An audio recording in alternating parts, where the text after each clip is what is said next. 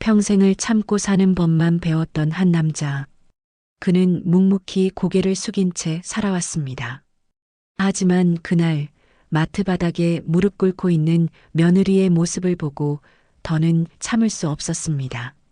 누가 지금 내 며느리 무릎 꿇렸어? 그는 처음으로 거대한 분노를 세상에 드러냈습니다. 한 개인의 용기가 사회의 잘못된 관행에 맞서는 짜릿하고 통쾌한 이야기가 시작됩니다. 과연 그는 며느리의 자존심을 되찾아주고 세상을 바꾸는데 성공할 수 있을까요? 그의 외침은 이제 모두의 목소리가 됩니다. 자, 이제 여러분께 들려드릴 오늘의 이야기 시작합니다. 그 전에 잠시 구독과 좋아요로 따뜻한 마음을 나누어 주시면 저희에게 정말 큰 힘이 된답니다. 늘 감사합니다. 마트 계산대 앞 사람들이 모여 웅성거리는 소리가 들렸습니다. 저는 손에 우유 2팩과 손주 과자를 들고 있었고 평소처럼 계산 차례를 기다리고 있었지요. 그런데 가까이 다가가 보니 제 며느리 최지연이 마트 바닥에 무릎을 꿇고 있었습니다. 됐어. 이제 사과했으니 됐잖아.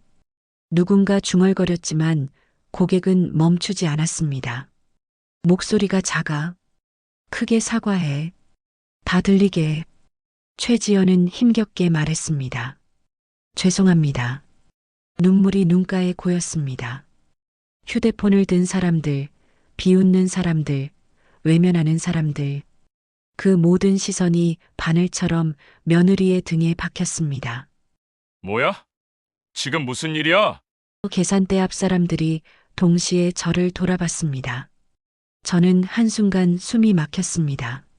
손에 든 우유가 미끄러져 바닥에 떨어졌습니다. 바닥에 부딪힌 우유가 터지며 하얀 액체가 퍼졌습니다. 그리고 제 눈동자가 번뜩였습니다. 누가 지금 내 며느리 무릎 꿇렸어? 평생 참고 사는 법만 배웠던 제 안에 거대한 분노가 솟구쳤습니다. 더는 참을 수 없었습니다. 저는 계산대로 성큼 다가갔습니다. 사람들이 길을 비켜섰습니다. 최지연은 고개를 들어 저를 보았습니다. 그 눈빛이 너무 작아져 있었습니다. 일어나라. 제 목소리가 낮고 굵게 터져나왔습니다. 지연아, 일어나라고 했다.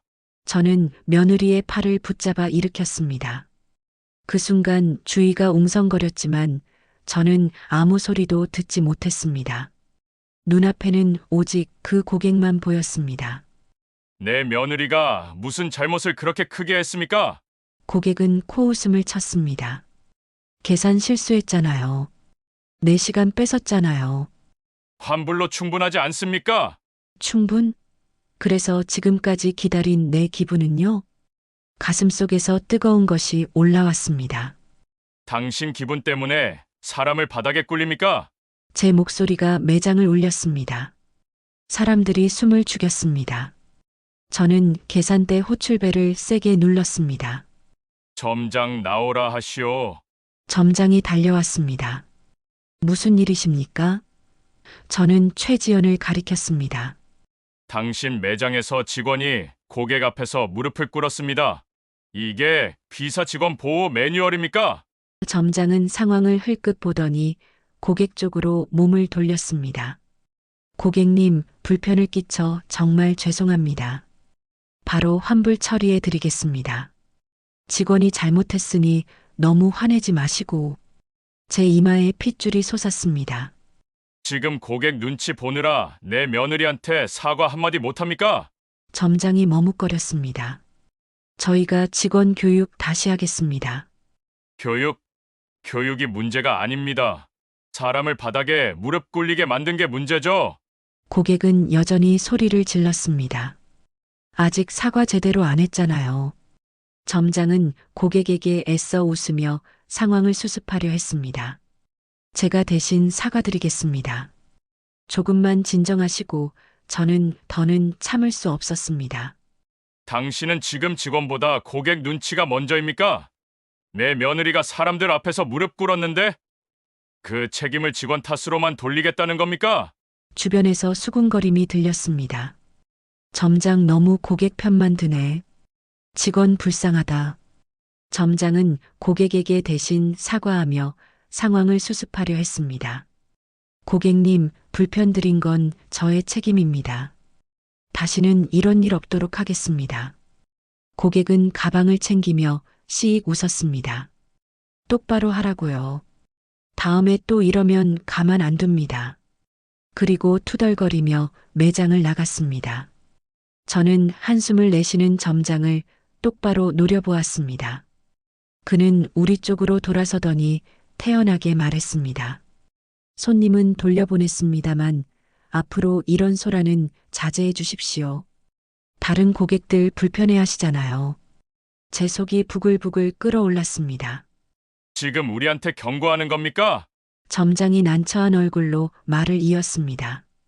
지연 씨, 앞으로 고객 앞에서는 더 조심해 주세요. 오늘 같은 일 다시 생기면 곤란합니다.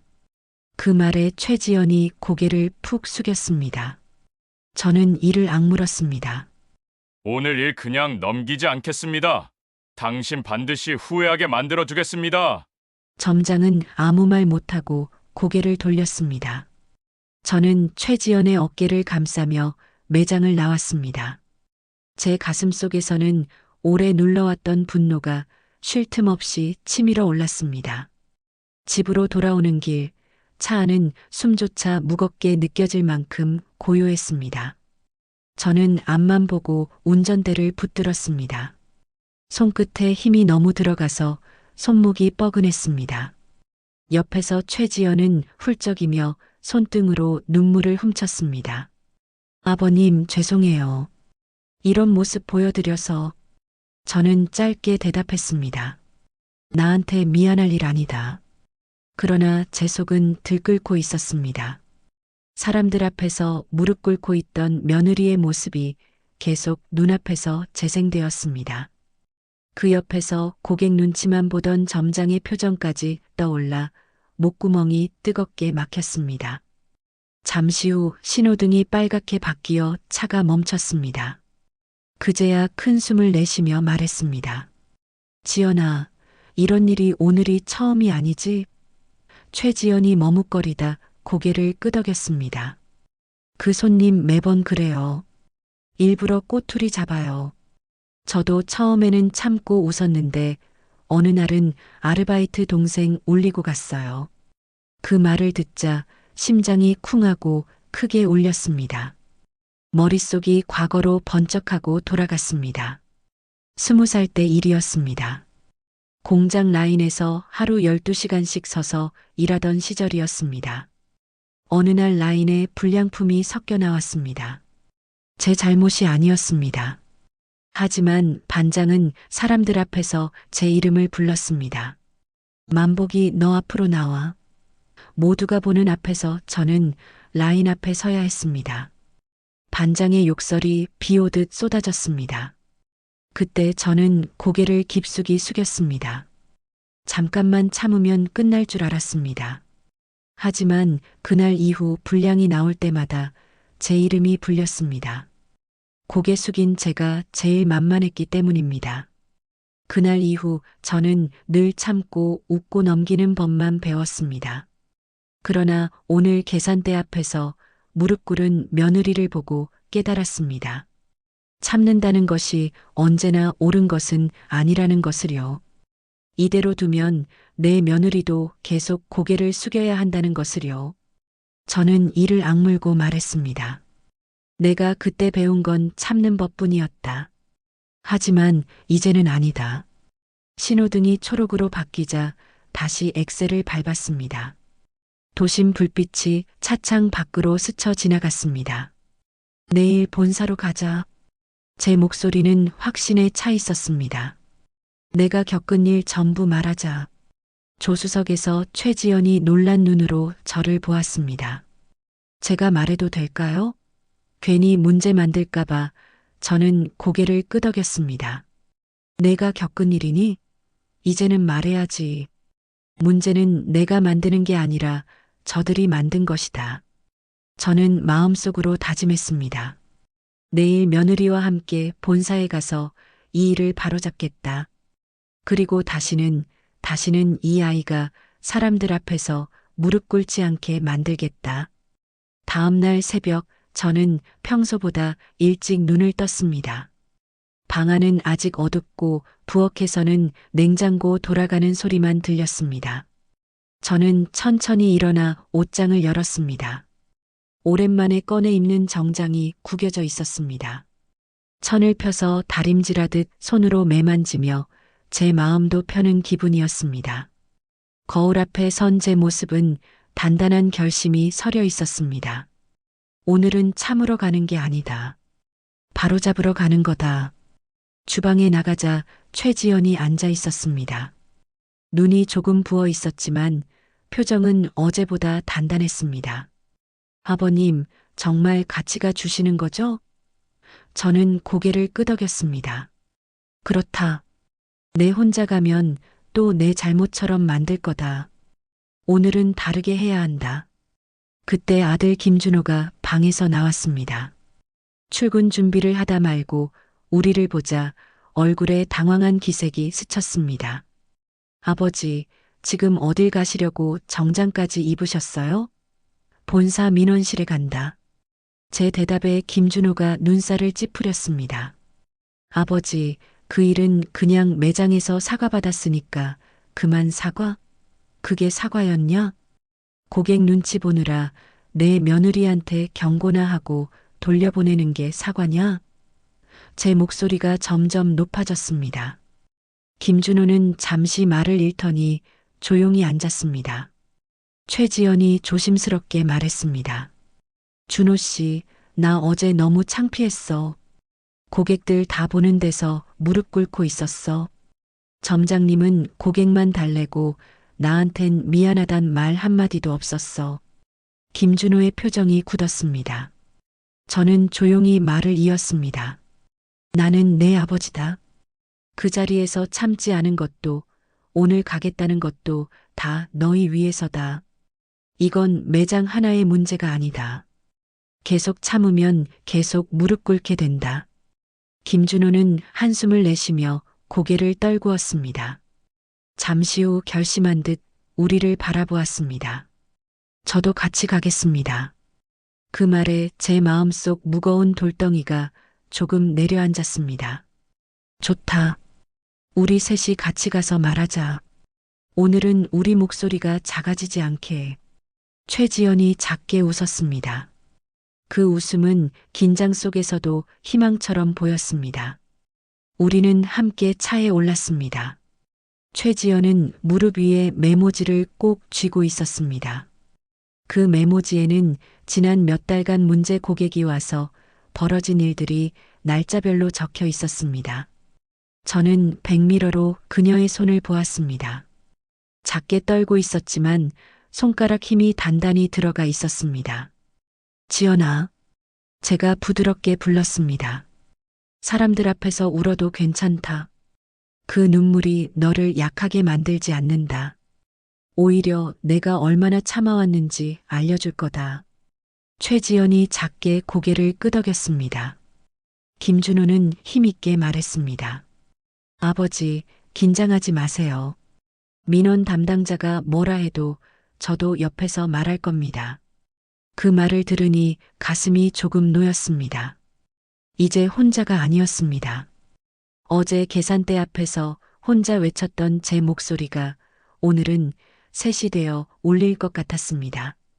그리고 저는 마음속으로 다시 다짐했습니다. 오늘 우리 세 식구가 이 회사에 경고장을 남길 것이다. 사람을 무릎 꿇리는 매장은 오늘로 끝내야 한다. 본사 민원실 문을 열자 차가운 공기가 느껴졌습니다. 벽에는 고객의 목소리를 듣겠습니다라는 문구가 걸려 있었습니다. 저는 천천히 안으로 들어섰습니다. 상담실에는 지역 관리자와 고객 지원팀 팀장, 직원 교육 담당자가 앉아 있었습니다. 그들의 시선이 우리 셋을 스캔하듯 훑었습니다. 앉으십시오. 고객 지원팀 팀장이 손으로 의자를 가리켰습니다. 저는 최지연을 먼저 앉히고 맞은편 자리에 앉았습니다. 의자에 앉자마자 손바닥에 식은땀이 느껴졌습니다. 그러나 심장은 차분했습니다. 오늘은 참으러 온 게 아니다. 바로잡으러 온 거다. 고객지원팀 팀장이 먼저 말을 꺼냈습니다. 어제 있었던 일을 말씀해 주시겠습니까? 저는 숨을 한번 고르고 입을 열었습니다.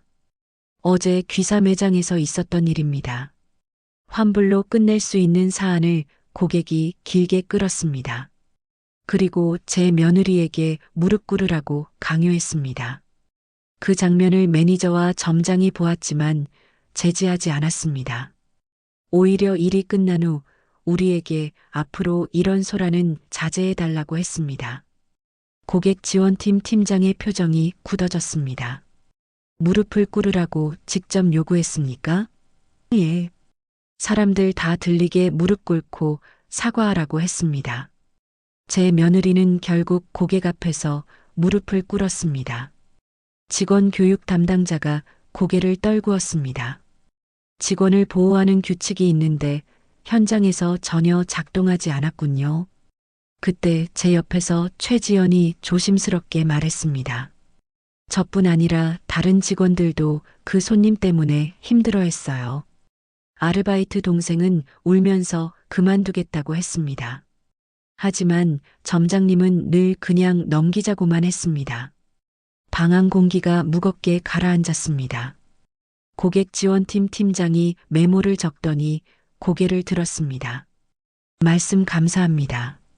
문제 고객은 주의 고객으로 등록해 앞으로 반복되면 출입을 제한하겠습니다. 그리고 점장과 매니저의 대응에도 분명 문제가 있었습니다. 해당 점장은 경위서를 제출하고 본사 면담을 받게 할 것입니다.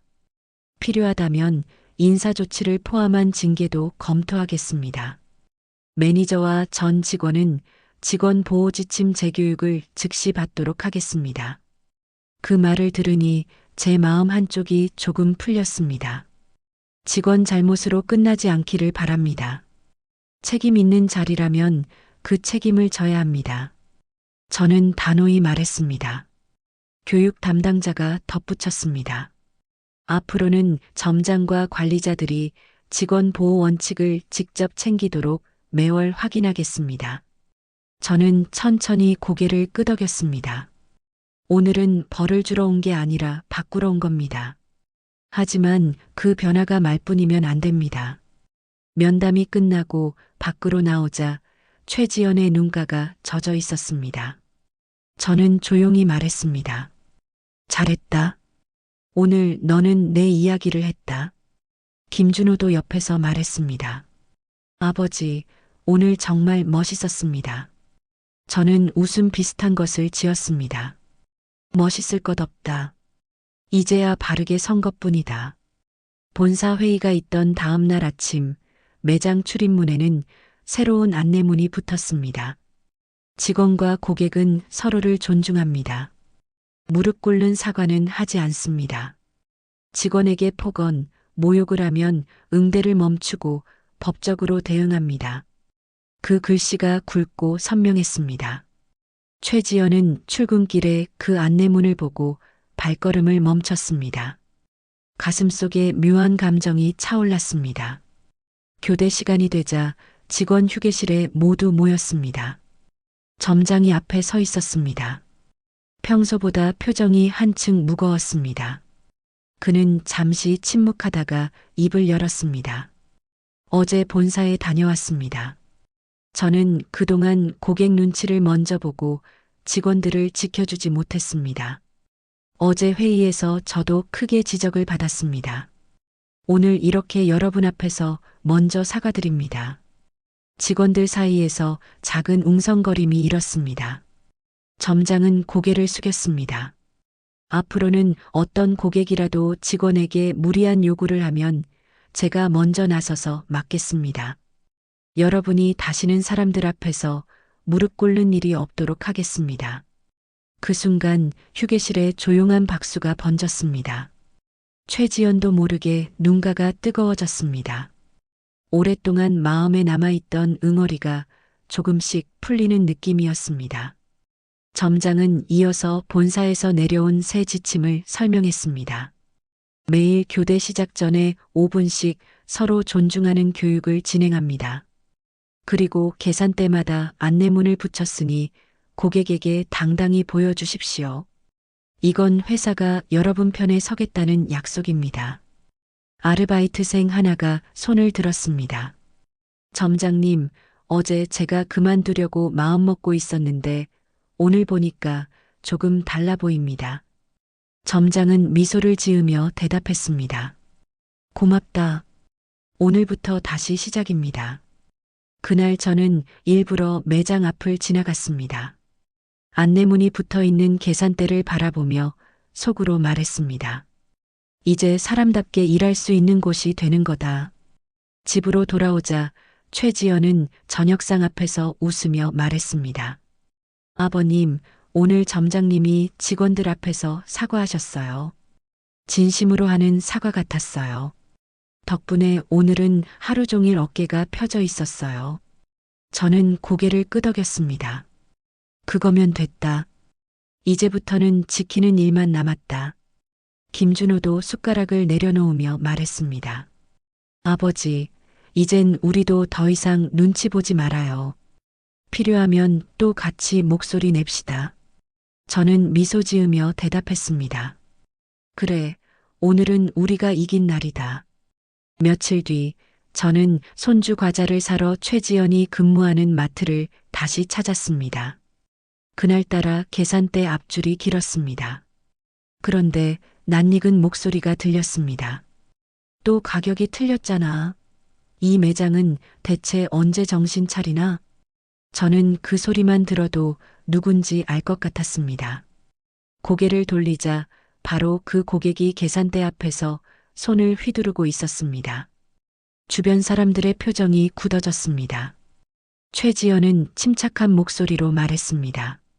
고객님, 확인해 보니 어제까지가 행사 기간이었습니다. 오늘은 정상가가 적용됩니다.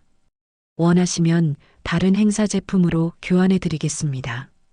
고객은 더 크게 목소리를 높였습니다. 날 우습게 보나? 그때처럼 무릎 꿇고 사과부터 해.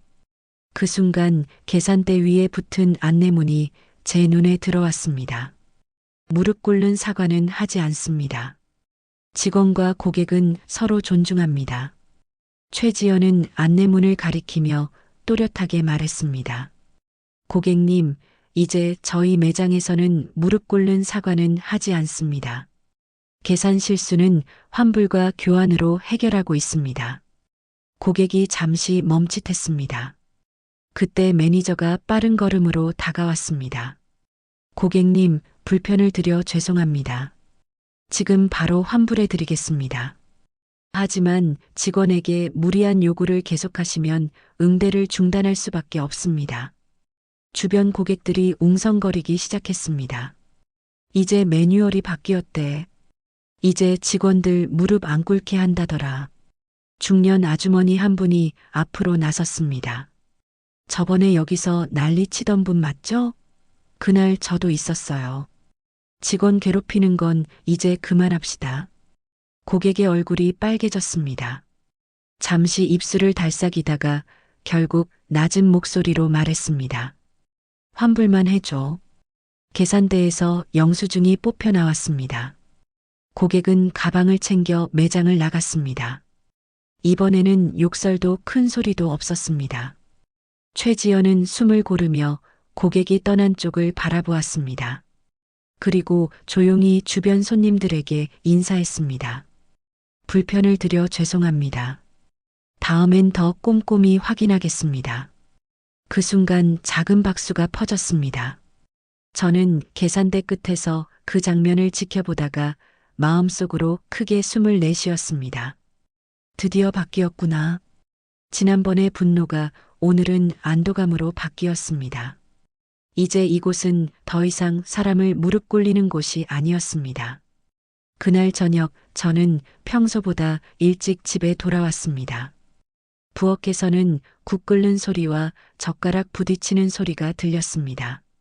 최지영과 김준호가 함께 저녁을 준비하고 있었습니다. 그 모습이 오늘따라 더 든든해 보였습니다. 식탁에 둘러앉아 최지연이 조심스럽게 말했습니다. 아버님, 오늘 그 손님 다시 왔었어요. 저는 천천히 고개를 끄덕였습니다. 오늘은 매뉴얼대로 처리했다지. 최지연의 얼굴에 작은 미소가 번졌습니다. 네. 안내문을 보여드리면서 차분히 말씀드렸더니 예전처럼 큰 소리 치지 않으시더라고요. 매니저님도 바로 와서 제 뒤에서 도와주셨습니다. 김준호가 웃으며 말했습니다. 아버지 덕분입니다. 아버지가 본사까지 가주셨으니까 이렇게 된 거죠. 저는 고개를 저었습니다. 나 혼자 한 일이 아니다. 지연이가 용기 내서 기록을 모았고 너도 옆에서 같이 가줬다. 오늘의 변화는 우리 셋이 만든 거다. 저는 조용히 식탁에 김이 모락모락 오르는 모습을 보았습니다. 그리고 속으로 다짐했습니다. 그래, 오늘이 끝이 아니다. 이 집에서는 누구도 다시는 사람들 앞에서 무릎 꿇지 않게 할 것이다. 내 며느리와 아들, 그리고 손주까지 모두 당당히 살게 만들 것이다. 식탁 위에 따뜻한 국 냄새가 퍼지고 온 가족의 웃음소리가 방 안에 울렸습니다.